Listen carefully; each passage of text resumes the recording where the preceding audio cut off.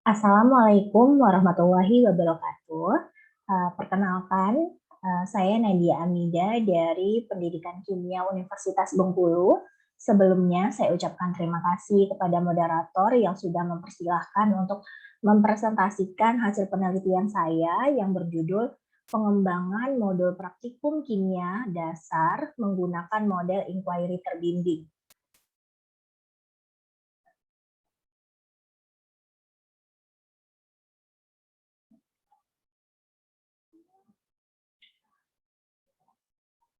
Kimia Dasar merupakan salah satu mata kuliah wajib yang ada pada prodi pendidikan kimia atau yang ada pada perguruan tinggi.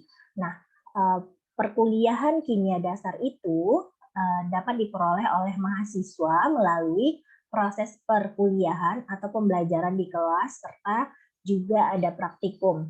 Nah, salah satu cara yang bisa dilakukan dalam memperoleh ilmu yakni menggunakan cara inquiry.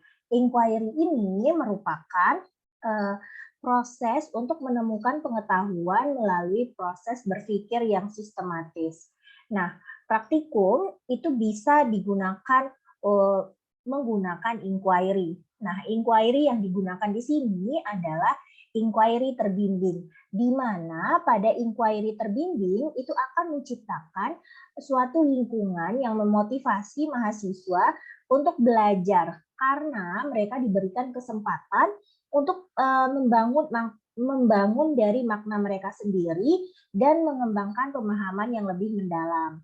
Nah, pada kesempatan kali ini saya bakalan mengembangkan adanya modul praktikum. Kenapa modul praktikum? Karena modul praktikum ini sangat dibutuhkan di dalam proses praktikum kimia dasar, di mana modul praktikum ini nanti akan berisi topik, kemudian cara kerja, serta analisis data yang digunakan oleh mahasiswa.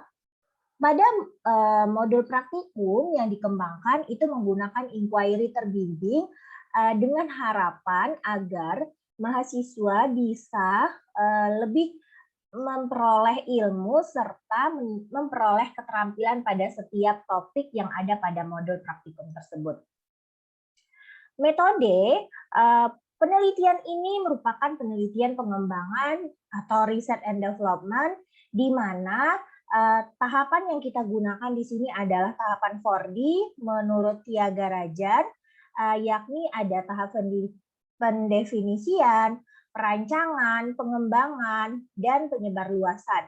Nah, penelitian ini dilakukan di program studi pendidikan kimia Universitas Bengkulu dan pada tahapan validasi pengembangan produk itu digunakan validasi dari ahli materi dan ahli media, yakni dari teman sejawat, dan jumlahnya itu sebanyak 5 orang, serta uji coba dilakukan dengan kelompok kecil kepada mahasiswa yang sudah mengikuti perkuliahan kimia dasar.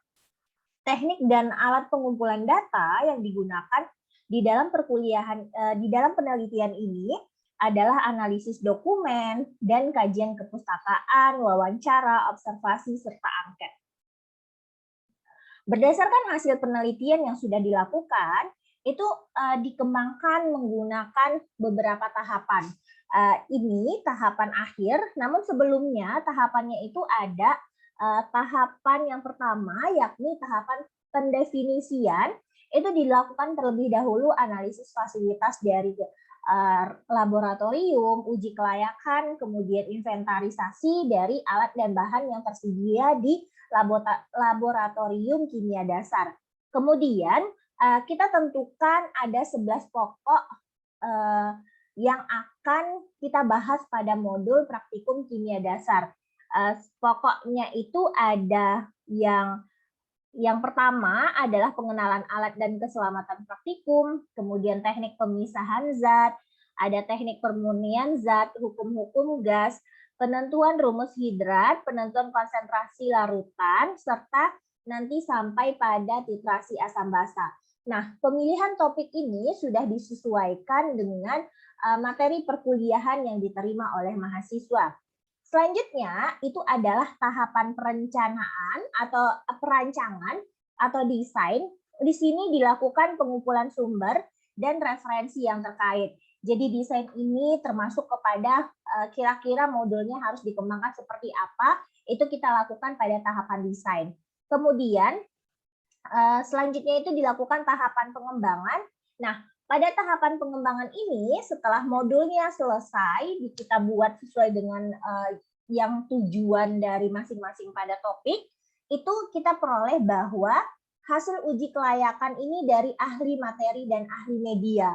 Nah, untuk ahli materi itu kelayakan materi, bagaimana keterhubungan suatu konsep, keterbenarannya itu seperti apa dari validator itu rata-rata memberikan nilai 85%. Dan hubungan antara materi dengan keterlaksanaan praktikum itu diberikan nilai sebesar 95%. Dengan rata-rata nilai dari ahli materi ini adalah sebesar 90%. Sedangkan untuk ahli media, itu penyajian bahasa, tata bahasa yang digunakan di dalam modul, itu kita peroleh nilai sebesar 89%, kemudian tampilan modulnya itu 91% dan rata-ratanya 90%. Jadi kategori ini kita kategorikan kepada kategori yang sangat layak dari ahli media dan ahli materi. Selanjutnya itu adalah kita lakukan hasil uji kelayakan modul dari mahasiswa. Nah, hasil uji kelayakan modul dari mahasiswa ini, hal yang pertama kita lakukan adalah menggunakan angket respon siswa. Jadi, angket respon ini kita bagikan kepada mahasiswa, kita tanyain gimana modul yang sudah kita kembangin, kemudian saat mereka melakukan praktikum, kita lakukan observasi keterampilan kerja. Dari hasil ini, kita memperoleh nilai rata-rata penggunaan dari modul praktikum tersebut adalah 92%. Jadi, berdasarkan hasil yang sudah diperoleh berdasarkan hasil penelitian, itu kita simpulkan bahwa modul praktikum ini sangat layak untuk digunakan. Sehingga kesimpulannya, harapan kita modul ini selalu bisa dikembangkan untuk dan bisa digunakan oleh mahasiswa pendidikan kimia dalam mempelajari kimia dasar. Terima kasih saya ucapkan. Assalamualaikum warahmatullahi wabarakatuh. Sukses untuk kita semua.